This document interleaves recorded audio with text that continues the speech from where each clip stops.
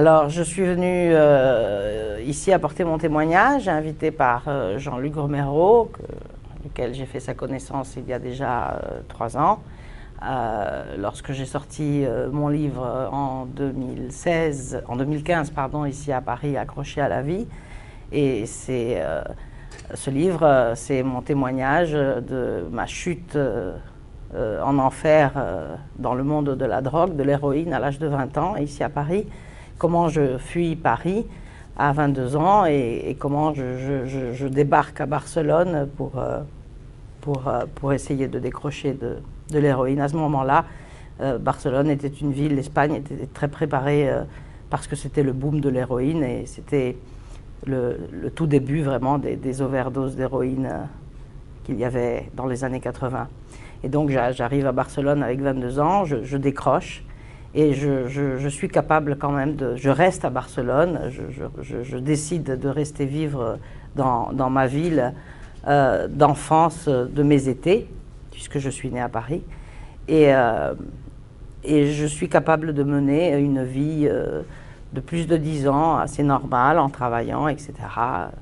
Mais je fais une rechute très importante au bout de plus de 10 ans, et je tombe dans le monde de la drogue, de l'héroïne et de la cocaïne shootée, dans le monde junkie, dans les années 90, et surtout vers la fin des années 90, rien qu'en me shootant la première semaine dans un supermarché de la drogue de Barcelone, que j'attrape avec plus de 35 ans le virus du sida et de l'hépatite C.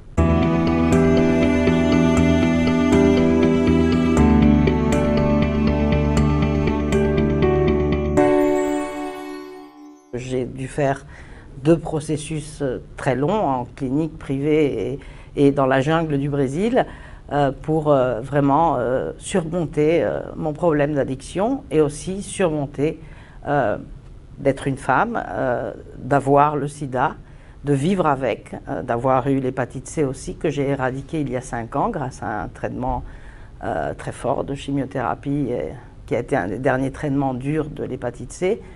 Mais vivre avec un virus de moins, c'est important.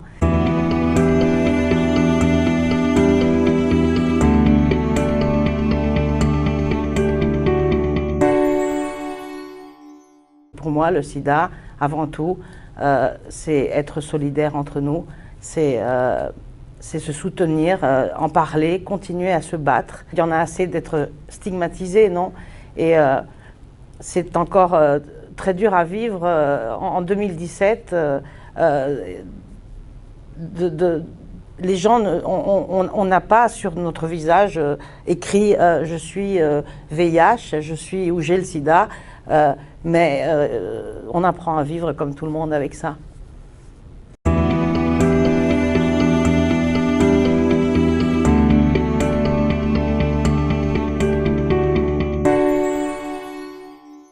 Oui, bien sûr, ça m'a permis aussi d'en finir peut-être un peu avec les démons qui pourtant sont partis, mais parfois ils reviennent, parce que le démon de la drogue parfois revient, simplement comme ça, t'avertir.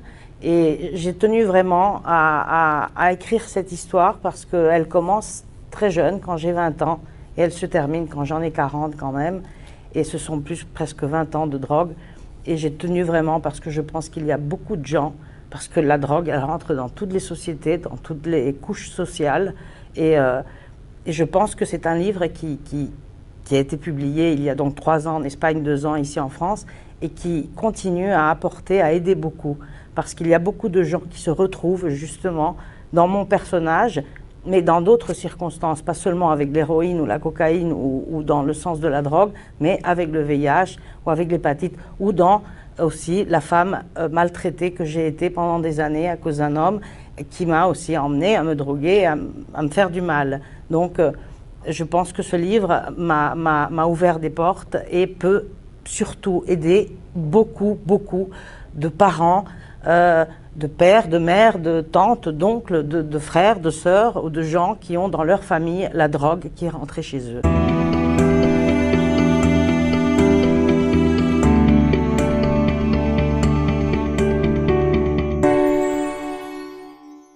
La drogue, pour moi, c'est l'héroïne, la cocaïne, l'alcool est une grande drogue aussi, pour ceux qui ne peuvent pas, qui ne savent pas la mesurer. Les drogues de design, bref, etc. Il y a, pour moi, tout ça, c'est la drogue. La drogue, la dépénaliser, ce serait une énorme erreur.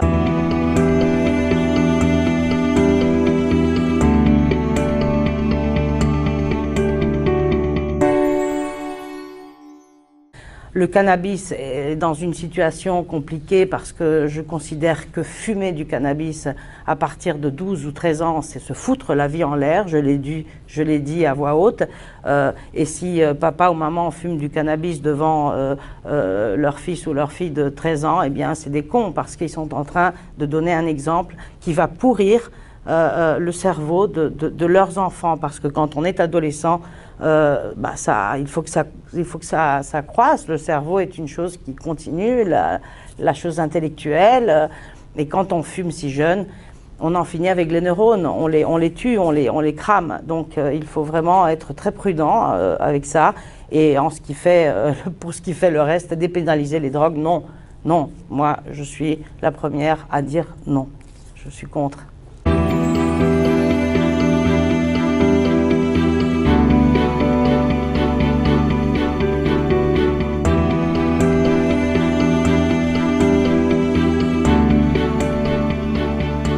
Le problème du cannabis, c'est vrai qu'à mon époque, ou même à la vôtre, le cannabis, bon, moi j'en fumais pas, mais le cannabis n'était pas du tout fort, il n'était pas trafiqué, donc c'était 4 hippies qui le fumaient à Ibiza et encore.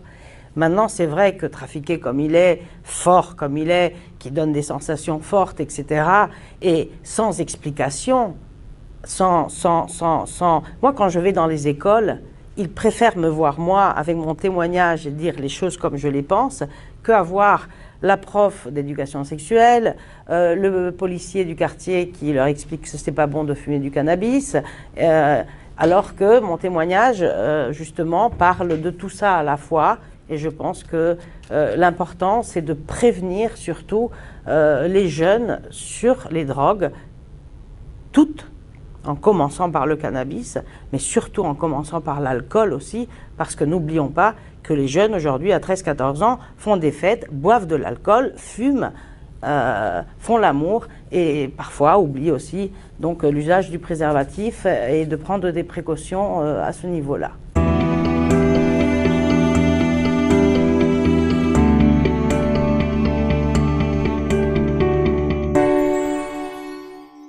C'est là-dedans que ça se passe. Mais évidemment, le problème, il est à la base. Si à la maison, on a des parents qui ont déjà une plante comme celle-là, mais de cannabis à la maison et fument devant leurs enfants, on n'arrive pas... ça commence là, ça commence à la maison et je me retrouve devant des adolescents de 14-15 ans qui fument du cannabis et qui en plus prennent des antidépresseurs parce qu'on leur a déjà détecté le syndrome nous on appelle ça le TDAH, c'est le manque de concentration. Et comme on leur trouve à tous le manque de concentration, on leur donne des antidépresseurs. Et je me retrouve devant des gamins de 15 ans, bouffis, grossis par les antidépresseurs, et en plus qui continuent à fumer. Donc je veux dire vraiment, il faut, je pense, là, il faut un peu partout dans le monde, il faudrait vraiment... moi, je ne suis pas politique, je ne suis pas psychiatre, je ne peux pas non plus donner des leçons, mais à travers mon livre, on peut y trouver des pistes, mais je pense que le problème du cannabis va plus loin. Il faut vraiment essayer d'englober tout ça dans les écoles, surtout dans les écoles, former des professeurs, des gens pour ces problèmes-là, et éviter que le cannabis rentre dans les écoles. Nous ne naissons pas prédestinés à être des drogués. On peut fumer un joint et ne pas continuer. On peut essayer un jour l'héroïne et ne plus y toucher, mais il y a très peu de gens qui font ça, mais on peut contrôler, mais bon, moi je ne crois pas trop à la consommation de la drogue contrôlée, non. Je contrôle, j'y crois pas.